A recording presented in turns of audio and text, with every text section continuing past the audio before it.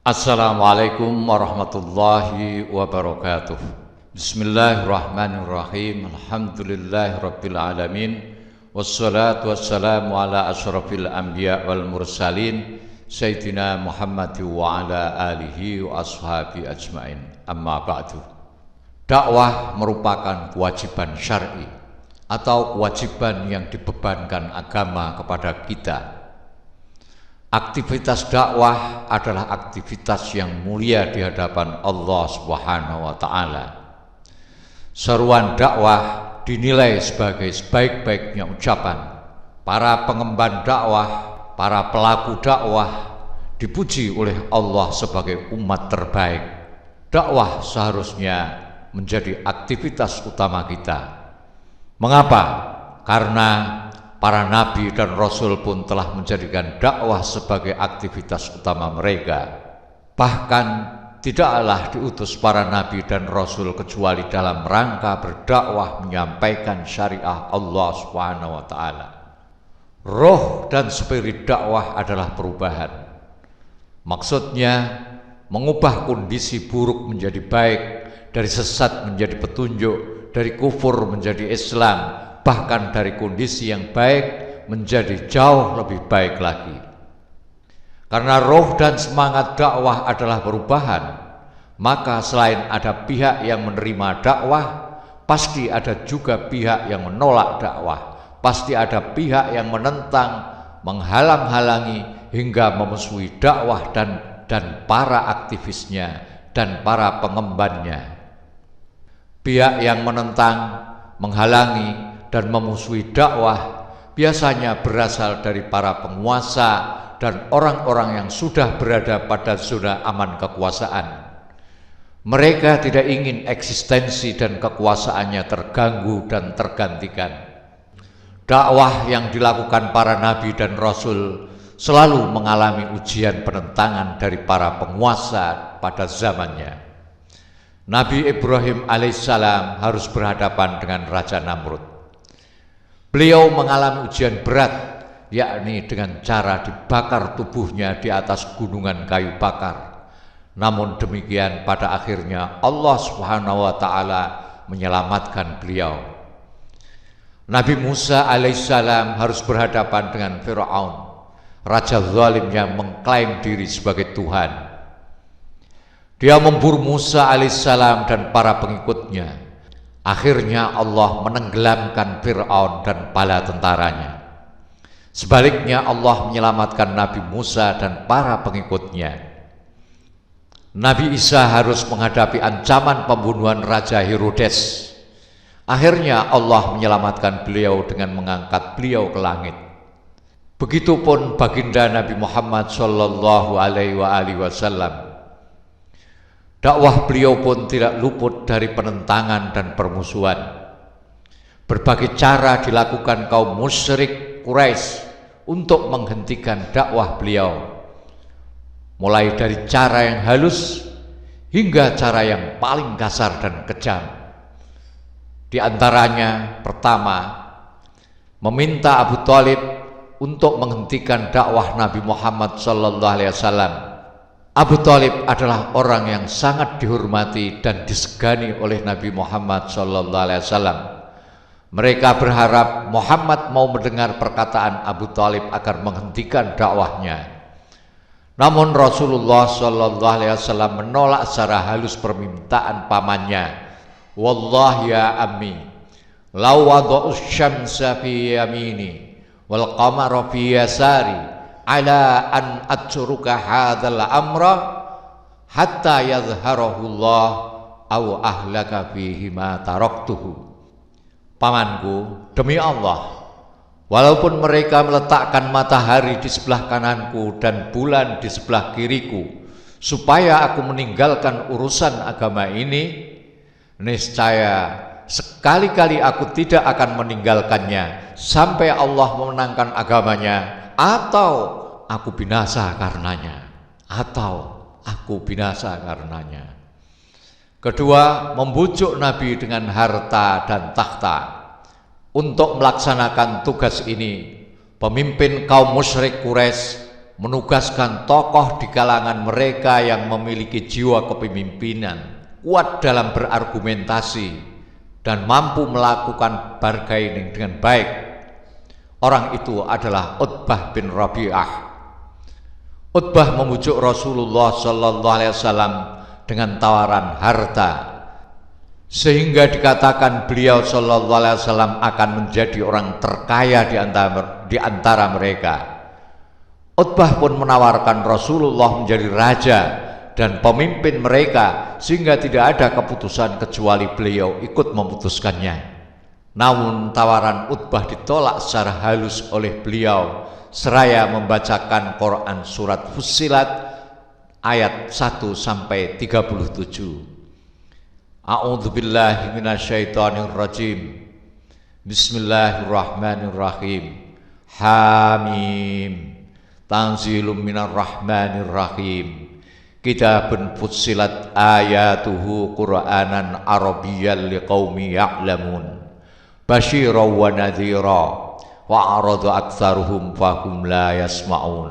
Dan seterus sampai ayat yang ke-37, wa min ayatihil lail wan nahar wasyamsu wal qamar la tasjudu lisyamsi wala lil qamar wasjudu lillahi alladzi khalaqahunna in kuntum iyyahu ta'budun.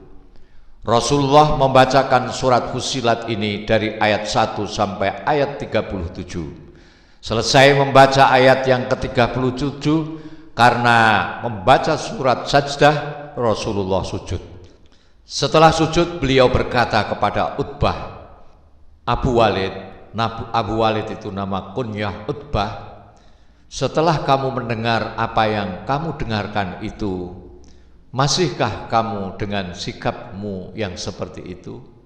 Saat itu Utbah menjadi yakin bahwa Muhammad benar-benar utusan Allah, jauh dari keinginan mencari dunia. Ketiga, melakukan propaganda negatif.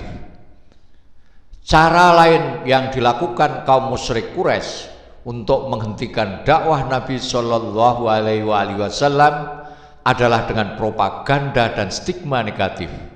Mereka berharap hal itu akan menjauhkan masyarakat dari Muhammad. Karena itu menjelang datangnya musim haji, yakni ketika Makkah banyak didatangi banyak orang dari berbagai penjuru, tokoh-tokoh Quraisy berkumpul di rumahnya Walid bin Mughirah.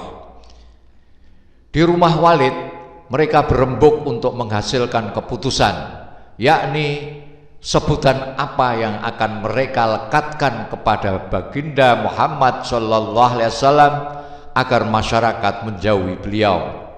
Muncul beberapa usulan, mulai dari sebutan paranormal alias dukun, orang gila, penyair, hingga tukang sihir. Walaupun semua sebutan tersebut sama sekali tidak sesuai dengan fakta Nabi Muhammad SAW yang sebenarnya, akhirnya mereka memutuskan untuk menyebut Muhammad sebagai tukang sihir.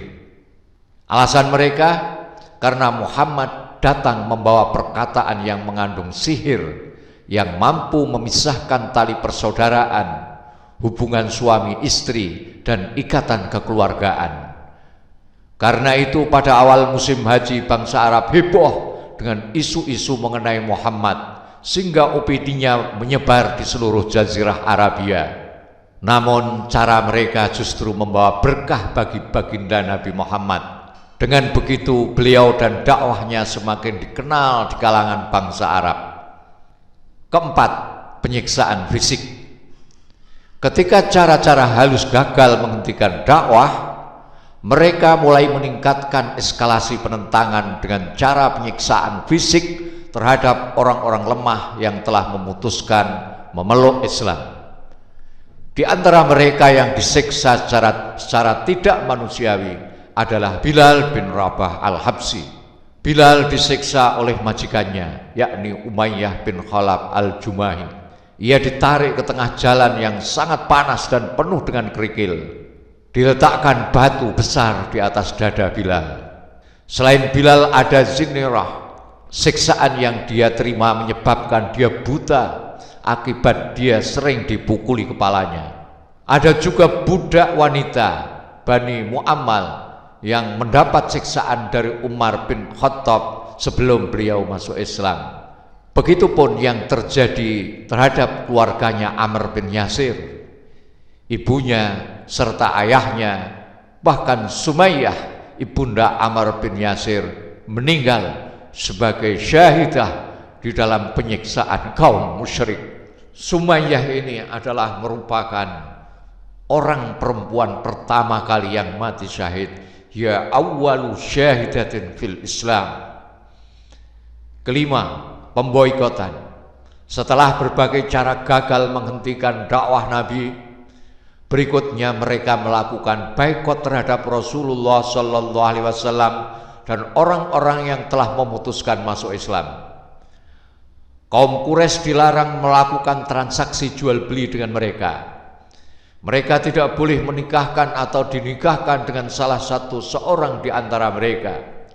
Mereka menulis teks pemboikotan itu di atas lembaran yang kemudian digantungkan di dinding Ka'bah. Pemboikotan itu berlangsung selama 3 tahun. Selama pemboikotan ini, Rasulullah dan kaumnya benar-benar menderita. Mereka tidak mendapatkan kebutuhan hidup primer mereka, kecuali yang dikirim oleh sebagian sahabatnya secara sembunyi-sembunyi. Bahkan sebagian sahabat sampai memakan tanah basah dan daun-daun kering. Kesempitan hidup yang dialami oleh Rasulullah dan para sahabatnya telah menggerakkan hati mereka. Kesempitan hidup yang dialami Rasulullah Sallallahu Alaihi Wasallam dan para sahabat ternyata telah menggerakkan rasa kemanusiaan sebagian musyrik Quraisy. Mereka menaruh simpati terhadap kaum yang tertindas, meski mereka tidak mengimani ajakan Rasulullah Sallallahu Alaihi Wasallam. Di antara mereka ada Hisham bin Amr. Ia datang dengan membawa keledai yang dimuati makanan dan kebutuhan lain selama boikot berlangsung. Hisham juga mengajak beberapa orang seperti Zuhair bin Abi Umayyah bin Mughirah, Mut'in bin Adi, dan Abu al-Bakhtari bin Hisham, Zam'ah bin al-Aswad untuk bersama-sama melakukan tindakan yang dapat mengakhiri pemboikotan. Setelah mereka tawaf mengelilingi Ka'bah, Zuhair berbicara kepada khalayak yang isinya mengajak masyarakat untuk menghentikan boikot. Walaupun ditentang oleh Abu Jahal, kelima pemuda tersebut saling membenarkan ucapan mereka. Akhirnya Mut'im mendekat lembaran untuk merobeknya, dan dia mendapati lembaran itu telah dimakan rayap kecuali kalimat Bismikallahumma. Setelah kejadian tersebut berakhirlah pemboikotan. Sahabat Kampung Ilmu yang dirahmati Allah, dakwah tidak boleh berhenti. Dakwah itu ibarat darah dalam tubuh manusia. Dia harus terus mengalir dan berjalan. Tidak boleh berhenti walaupun sesaat. Mengalirnya darah menjadi ciri kehidupan.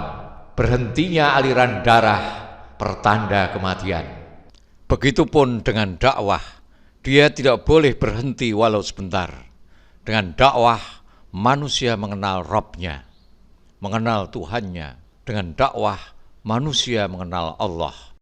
Dengan dakwah, manusia mengetahui dan menjalankan syariatnya.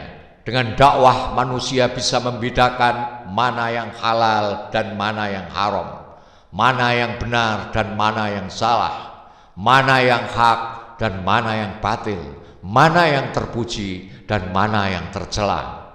Dengan dakwah, manusia yang tersesat bisa kembali ke jalan Allah. Dengan dakwah, masyarakat yang jahiliyah bisa berubah menjadi masyarakat Islam, yakni masyarakat yang menerapkan syariat Islam secara kafah sehingga membawa kebaikan dan kemaslahatan di dunia dan beroleh pahala serta kebahagiaan hakiki di akhirat kelak. Dakwah adalah perintah Allah, bukan titah manusia. Dakwah harus mengikuti contoh Rasulullah Sallallahu Alaihi Wasallam, bukan kemauan penguasa. Dakwah yang hak pasti mengalami penentangan dan permusuhan. Dakwah yang hak pasti mengalami penentangan dan permusuhan. Semua nabi mengalami itu. Karena itu adalah sunnatullah dalam hal dakwah. Bahkan Nabi Muhammad Shallallahu Alaihi Wasallam tidak luput dari penentangan dan permusuhan. Pertanyaannya, bagaimana sikap mereka menghadapi berbagai penentangan, permusuhan, penyiksaan, hingga ancaman pembunuhan? Apakah Nabi Shallallahu Alaihi Wasallam yang mulia mundur dari medan dakwah? Apakah Rasulullah Shallallahu Alaihi Wasallam berhenti mendakwahkan Islam? Jawabannya, demi Allah, tidak. Seandainya Rasulullah mundur dari medan dakwah, dan ini mustahil terjadi, maka ajaran Islam tidak mungkin dianut miliaran umat manusia. Seandainya Nabi Muhammad SAW berhenti mendakwahkan Islam, dan itu pun mustahil dilakukan, maka cahaya iman tidak mungkin tersebar luas ke seantero penjuru dunia. Para penguasa zalim, sebagaimana halnya Namrud, Fir'aun, Herodes, hingga pembesar musyrik Quraisy, menginginkan agar dakwah berhenti. Bahkan mereka berupaya untuk menghentikan dengan sekuat tenaga. Namun Nabi yang mulia tetap gigih dalam pendirian, kokoh dalam sikap, tidak mundur, apalagi berhenti menyampaikan risalah dakwah, risalah Islam ini. Begitupun halnya dengan kita saat ini. Jika kita benar-benar menapaki jalan Rasulullah SAW dalam berdakwah, maka apa yang beliau alami pasti akan pula kita jumpai. Berbagai tantangan, ancaman, hingga permusuhan terhadap dakwah yang dialami Rasulullah SAW pasti akan kita rasakan. Dalam hal kondisi dakwah Islam diperlakukan seperti itu, maka justru kita harus bergembira, karena itu sunnatullah, karena itu sunnatullah. Berarti kita telah menapaki jalan yang benar, jalan yang lurus, jalannya para nabi dan rasul. Justru kita khawatir jika jalan dakwah bertabur bunga, riuh dengan pujian dan tepukan tangan, mulus disambut dengan karpet merah di pintu-pintu istana. Jika begitu, kemungkinan besar kita sudah salah jalan. Lalu bagaimana sifat yang harus dimiliki para pengemban dakwah? Paling tidak ada sifat utama yang wajib dimiliki pengemban dakwah, yaitu ikhlas, sabar, dan istiqomah. Pertama, ikhlas. Sifat ikhlas ini sangat penting dimiliki pengemban dakwah. Ikhlas artinya melaksanakan amal soleh hanya karena Allah, bukan karena apapun selain Allah. Keikhlasan menjadi syarat utama amal soleh seseorang diterima. Sebaliknya, ketidakikhlasan menyebabkan amal tertolak sebanyak apapun amal yang dilakukan. Pengemban dakwah yang ikhlas akan memiliki motivasi tanpa batas di dalam berdakwah. Ia akan berjuang siang malam. Ia akan mengerahkan segenap kemampuan dalam menyampaikan risalah Islam. Pengemban dakwah yang juga tidak akan mudah terkecoh oleh iming-iming dunia. Ia tidak boleh dibeli dengan harta sebanyak apapun. Sebabnya motivasinya berdakwah bukan untuk mendapatkan keuntungan dunia. Pengemban dakwah, aktivis dakwah yang ikhlas juga akan dengan mudah menerima apapun risiko dakwah. Sebagaimana Khalid bin Walid yang dengan ikhlas menerima keputusan turun pangkat jadi prajurit biasa di bawah komando Abu Ubaidah bin Jarrah. Padahal kemampuan Khalid dalam berperang sesungguhnya tidak diragukan. Sabar inilah benteng yang kokoh yang akan menjadikan seorang pengemban dakwah tetap ada terus-menerus di jalan yang benar dan lurus. Aktivitas dakwah bukan aktivitas sesaat yang hanya dilakukan 1 kali, 2 kali, atau 3 kali saja, melainkan terus-menerus. Sampai kapan? Hingga kematian menjelang. Di dalam perjalanan dakwah pasti akan kita temukan berbagai problem. Ada permasalahan yang muncul dari diri kita, seperti futur atau melemah semangat hingga mundur dari medan dakwah. Ada permasalahan yang muncul antar sesama pengemban dakwah sehingga saling memfitnah, menjelekkan dan lain sebagainya. Ada juga permasalahan yang datang dari luar seperti perlakuan buruk dari penguasa yang menentang dan memusuhi dakwah. Dalam kondisi seperti itu, sifat sabar akan menguatkan pengemban dakwah sehingga tidak mudah mundur dari medan dakwah. Sabar akan menjadikan pengemban dakwah tidak pernah takut terhadap ancaman apapun dan juga tidak membuat dia bersedih dengan cobaan apapun. Ketiga, istiqomah. Istiqomah merupakan sifat yang mutlak harus dimiliki pengemban dakwah dan aktivis dakwah. Ibnu Rajab Al-Hambali mengemukakan bahwa istiqomah adalah menempuh jalan yang lurus tanpa berbelok ke kiri dan ke kanan, tercakup di dalamnya ketaatan yang tampak maupun yang tidak tampak, serta meninggalkan berbagai larangan. Yaqulul Imam Ibnu Rajab Al-Hambali fi ta'rifil istiqamah. Al-istiqamatu hiya sulukus siratil mustaqim wa huwa ad-dinul qayyim min ghairi mailin anhu yamnatan wala yasratan wa yashmulu dzalika fi'lat ta'ati kulliha adh-dhahirah wal batinah wa tarkul manhiyat kulliha adh-dhahirah wal batinah. Pengemban dakwah yang istiqomah akan senantiasa konsisten menekuni jalan dakwah apapun risiko dan konsekuensi yang dihadapi. Pengemban dakwah yang istiqomah akan senantiasa lantang menyampaikan kebenaran dimanapun dan pada posisi apapun dia berada.